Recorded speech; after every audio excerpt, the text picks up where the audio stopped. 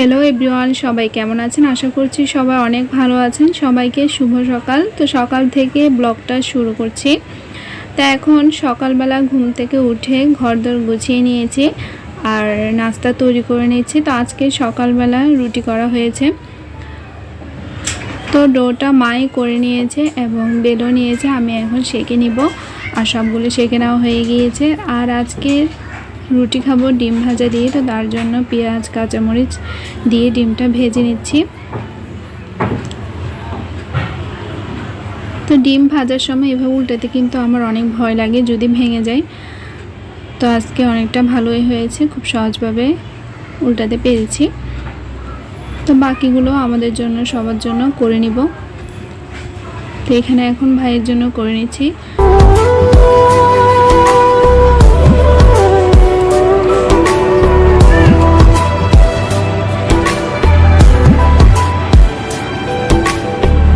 তো একটু এভাবে খেতে পছন্দ করে, ডিমটা দিয়ে এর উপরে রুটিটা দিয়ে ভেজে দিলে ও অনেক পছন্দ করে খায়, তার জন্য এভাবে করে নিচ্ছি।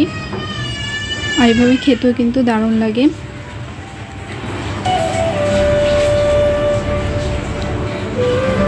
তো সকালে মা মেয়ে দুজন মিলে আসলে কাজগুলো করে নিচ্ছে। আর মা যেহেতু একটু অসুস্থ, তার জন্য মাকে তেমন একটা করতে দিচ্ছি না। তবু আজকে রুটির ডোটা করেছে এবং রুটিগুলো বেলে দিয়েছে।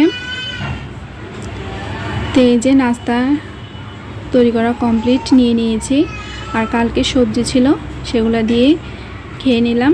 তো খেয়ে দিয়ে একটু রেস্ট নিয়ে নিয়েছে। কিছুক্ষণ রেস্ট নিয়ে নিলে অনেক ভালো লাগে। আর একটা ভিডিও এডিট করার ছিল, সেটা এডিট করছি আর একটু পরে আপলোড করে দিব। তো ভিডিও আপলোড করে এসে রান্নাঘরে চলে আসলাম। কিছু থালা বাসন রয়েছে, তো সেগুলো ধুয়ে নিচ্ছি।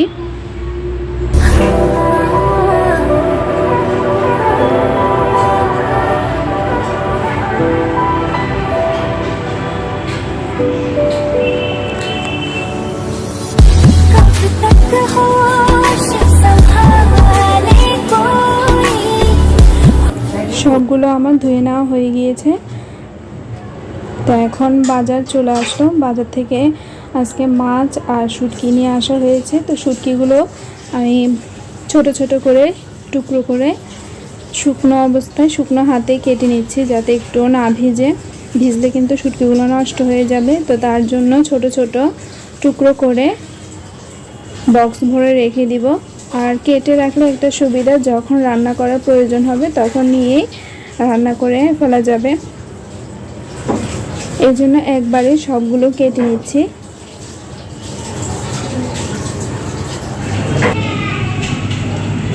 শুটকিগুলো সবগুলো কাটা হয়ে গিয়েছে আর মাছটাও কেটে লবণ দিয়ে খুব সুন্দর করে ধুয়ে নিয়েছে। আর এদিকে ডাল ভাত সিদ্ধতে বসিয়ে দিয়েছিলাম, ডালটা সিদ্ধ হয়ে গিয়েছে, ভাতও হয়ে গিয়েছে। আর ডাল দিয়ে আজকে মাছের মাথা দিয়ে রান্না করা হবে আর মাছ রান্না করা হবে। তো মাছের জন্য এখানে আমি আলু কেটে নিচ্ছি। আলু দিয়ে মাছের ঝোল রান্না করা হবে।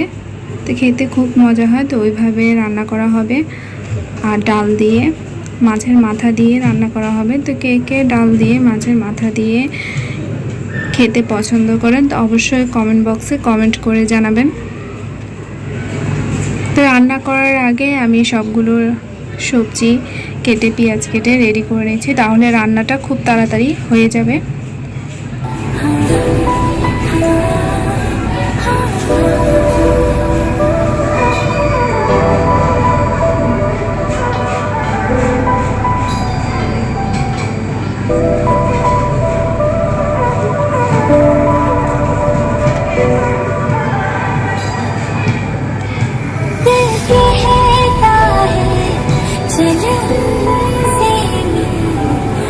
আর রান্না করার আগে যদি সব কিছু খুব সুন্দরভাবে গুছিয়ে নেওয়া হয়, রান্নাটাও কিন্তু খুব তাড়াতাড়ি হয়ে যায় আর রান্না করতে গিয়ে কষ্টটাও কম হয়।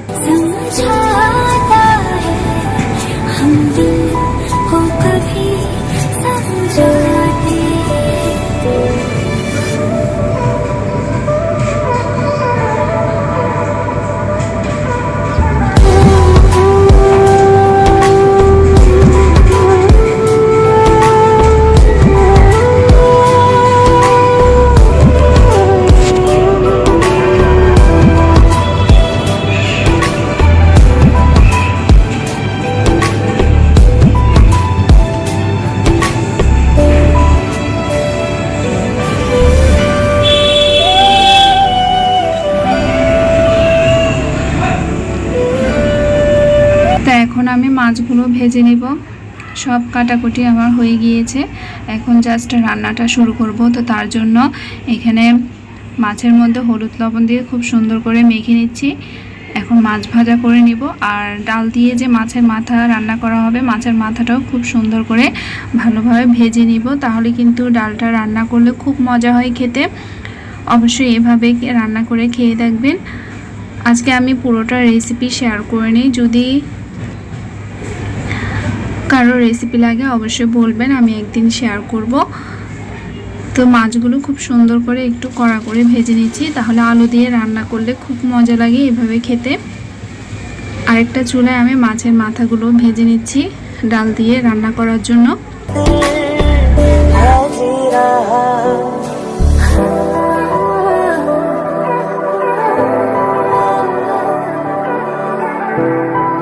খুব সুন্দর করে কষিয়ে নিচ্ছি। তো রান্নাটা কমপ্লিট করে স্নান করে ভাত খেয়ে চলে এসেছি। তো আজকের মতো ব্লগটা এখানেই শেষ করছি। সবাই অনেক ভালো